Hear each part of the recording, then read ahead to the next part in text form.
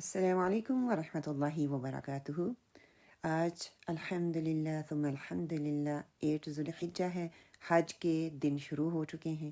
اللہ سبحانہ وتعالیٰ سے رو رو کے دعائیں کریں۔ دعائیں تو بہت زیادہ ہیں جو ہم کر سکتے ہیں، بہت مشکل ہوتا ہے کہ کون سی دعا کو کس طرح سے چوز کر کے پورے خشوع اور خضوع کے ساتھ مانگا جائے تاکہ وہ اللہ کے دربار میں ڈائریکٹ پہنچے اور وہ دعا قبول ہو جائے۔ کبھی کبھی انسان گناہ سے زیادہ اپنے دل کے بوجھ سے تھک جاتا ہے۔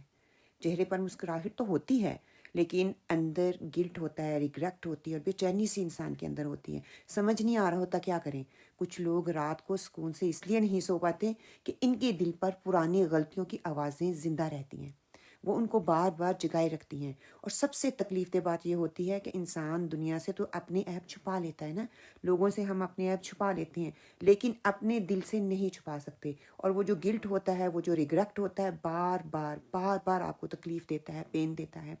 پھر ایک وقت آتا ہے جب انسان کو احساس ہونا شروع ہوتا ہے، مجھے صرف نصیحت نہیں چاہیے، مجھے معافی چاہیے، مجھے دل کا سکون چاہیے، مجھے اللہ چاہیے، مجھے ایسی ہستی چاہیے جو مجھے اپنے شیلٹر میں پناہ دے، مجھے سکون محسوس ہو، مجھے دنیا کی پرواہ نہیں ہے۔ اور یہی وہ مقام ہوتا ہے جہاں پر نبی محمد صلی اللہ علیہ وآلہ وسلم کی یہ دعا دل کو نرم کرتی ہے، اور یہ دعا ہمیں سکھاتی ہے کہ اللہ سے صرف بڑے گناہوں کی معافی نہیں مانگنی بلکہ چھوٹی غلطیوں کی، پرانی لرزشوں کی، ہڈن سن جو کی ہمیں ان کی، اور ان زخموں کی جو گناہوں نے دل پر چھوڑ دیے ہیں۔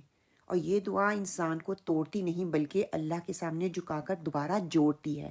جیسے ہم گلو لگا کے کسی چیز کو جوڑتے ہیں نا، ویسے ہی یہ دعا انسان کو اللہ کے سامنے اپنے رب کے ساتھ جوڑ دیتی ہے۔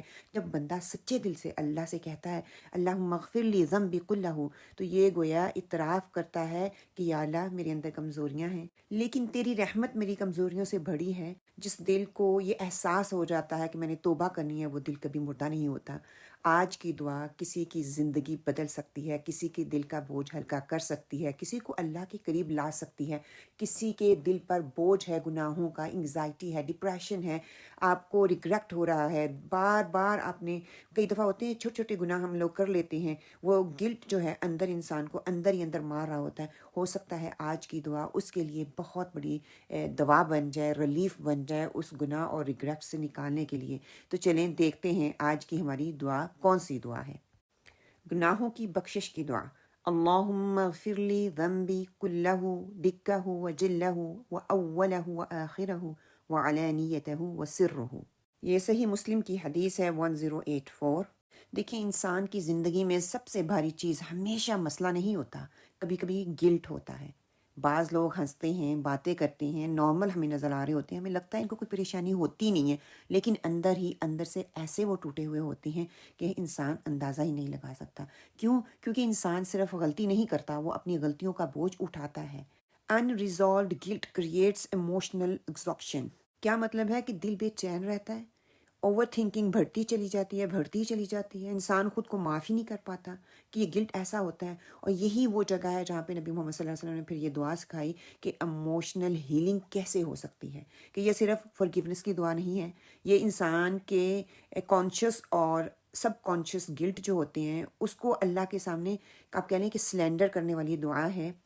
یہ دعا ہر انسان کے سجدوں میں جا کر مانگنے کی دعا ہے۔ آپ صلی اللہ علیہ وسلم نے یہ سجدے کی دعا ہمیں سکھائی ہے کہ ہم تو نارملی سبحان ربی الاعلیٰ پڑھتے ہیں نا، تو یہ آپ صلی اللہ علیہ وسلم یہ دعا بھی سجدے میں جا کے پڑھا کرتے تھے۔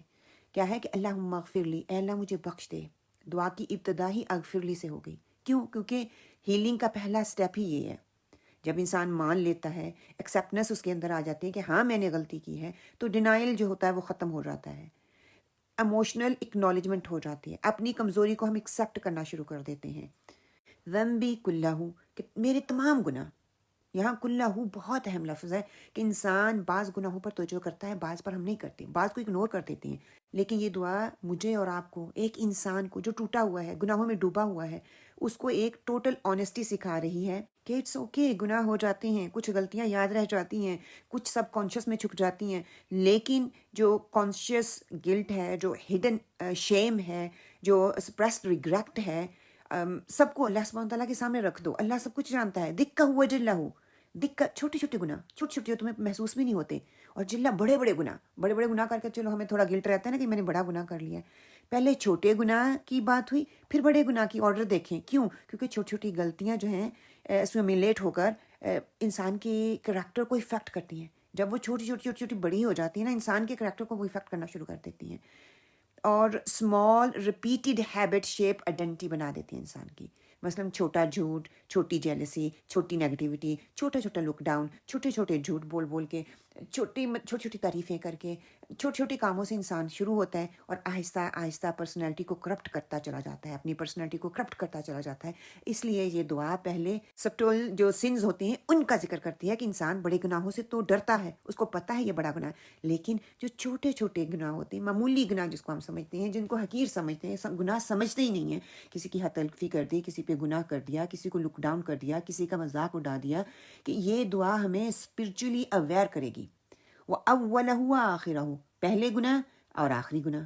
انسان کے مائنڈ میں پاس ریگریٹ اور ریسنٹ گلٹ جو ہے دونوں یہ کیری کرتی ہے دعا. کہ بعض لوگ ہوتے ہیں نا چائلڈہڈ میں مسٹیک کرتے ہیں، بھول جاتے ہیں، اور بعض حالیہ غلطیوں سے وہ ٹوٹ جاتے ہیں، تو اس کے لیے بتا دیا گیا کہ ٹائم لائن بتا دی گئی، ہیلنگ یہ دعا کرے گی. کیسے؟ کہ پاسٹ کے جو گلٹ بھی ہوتے ہیں نا، یا یہ پریزنٹ کی گلٹ جو ہوتے ہیں، اللہ کے حوالے کر دو، اللہ ان کو لک آفٹر کر دے گا، تمہیں معاف کر دے گا. وعلانیتہ وسرہ، بیوٹیفل، کہ علانیہ جو لوگوں کے سامنے کی ہے، اور سر جو چھپ چھپ کے ہوئے ہیں، پتہ ہی نہیں چلا، سکرول کر رہی تھی، کسی کی ننگی پکچر آ گئی، کسی کو ننگا دیکھ دیا، وہ ایڈکشن ہو گئی، آہستہ آہستہ ہوتے سمجھ ہی نہیں آ رہا اب کیا کروں. کہ پہلے پبلک پھر پرائیویٹ بات ہو رہی ہے، کیونکہ کہ انسان پبلک مسٹیک سے امبیرسمنٹ فیل کرتا ہے. لیکن جو ہڈن سنز ہوتے ہیں نا، انر شیم، وہ کئی دفعہ آپ کو پتہ ہی نہیں چلتا ہے، وہ آپ کے اندر کی شیم ہوتی ہے، اندر سے ریگریٹ آپ کو کرتا ہے. کہ چھپے ہوئے گناہ انسان کے اندر انگزائٹی، سیلف ہیٹ پیدا کرتی ہے، ایموشنل ڈسٹینس پیدا کرتی ہے. یہ دعا انسان کو سکھاتی ہے کہ اللہ تمہارے جو ہڈن سائڈ ہے نا، اس کو بھی اللہ سبحانہ تعالیٰ جانتے ہیں، اور پھر تمہیں معاف کرنا چاہتے ہیں.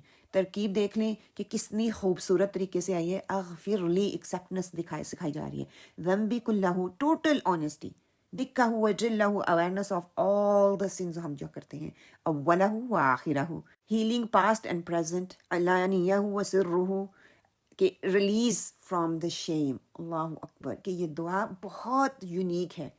یہ دعا یونیک کیوں ہے یہ ہمیں جاننا ہے، کیونکہ یہ صرف گناہ معاف کر دینے والی دعا نہیں ہے، یا دعاؤں کی گناہوں کی معافی مانگنے والی دعا نہیں ہے، بلکہ انسان کے ہر جو لیئر ہے اندر، ہر میموری جو ہے، ہڈن ریگریٹس جو ہیں، ایموشنل برڈن انسان کے اندر ہے، ہر چیز کو ایڈریس کر رہی ہے.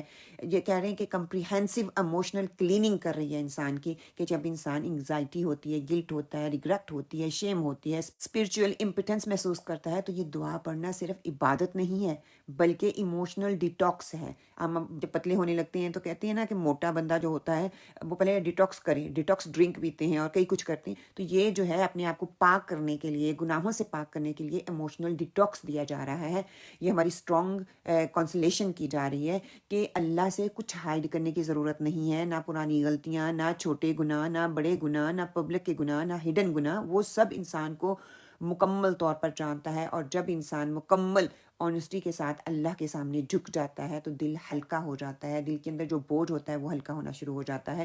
انسان کے اندر جو انگزائٹی جمع ہوتی ہے، ڈپریشن کا شکار ہوتا ہے، وہ ختم ہونا شروع ہو جاتا ہے. اور صرف آخرت کی ضرورت نہیں یہ فورگیونیس، بلکہ یہ دنیا میں رہتے ہوئے انسان کو یہ ہیلنگ کی ضرورت محسوس ہوتی ہے، اور انسان اس چیز کو فیل کرتا ہے.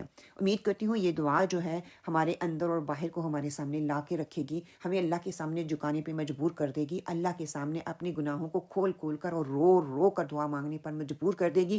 سجدوں میں جائیں میری پیاری بہنوں، سجدے میں جا کے اس رب کے ساتھ اس کنیکشن کو بلڈ کریں، تاکہ میرے اندر کے سارے چھپے گناہ جو ہیں اللہ سبحانہ تعالیٰ دھو دے. کل ایسا دن ہوگا کہ اللہ سبحانہ تعالیٰ تو دنیا میں اتنے سارے سال میں لوگوں کو معاف نہیں کرتے جتنے عرفہ کے دن کرتے ہیں.